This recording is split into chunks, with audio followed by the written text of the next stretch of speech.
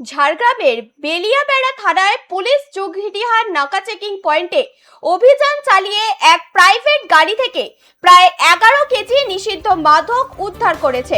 ঘটনার গোষ্ঠবিহারী ঘোষ নামে এক ব্যক্তিকে গ্রেফতার করা হয়েছে এবং গাড়িটি বাজেয়াপ্ত করা হয়েছে। পুলিশ সূত্রে জানা যায়, ওড়িশা থেকে খড়গপুর নিষিদ্ধ মাদক পাচারের উদ্দেশ্যে মাদকটি নিয়ে যাওয়া হচ্ছিল। ধৃতকে আদালতে পেশ করা হয়েছে। ঘটনার সঙ্গে আরো কেউ জড়িত ছিল কিনা এবং এর পেছনে কোনো আন্তঃরাজ্য মাদক পাচার চক্র রয়েছে কিনা তা খতিয়ে দেখছে পুলিশ।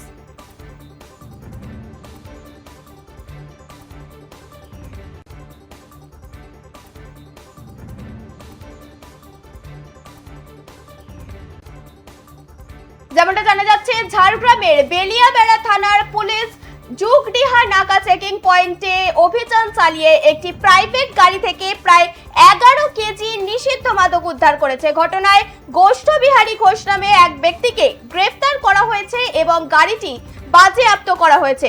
পুলিশ সূত্রে জানা গিয়েছে, ওড়িশা থেকে খড়গপুরের নিষিদ্ধ মাদক পাচারের উদ্দেশ্যেই মাদকটি নিয়ে যাওয়া হচ্ছিল।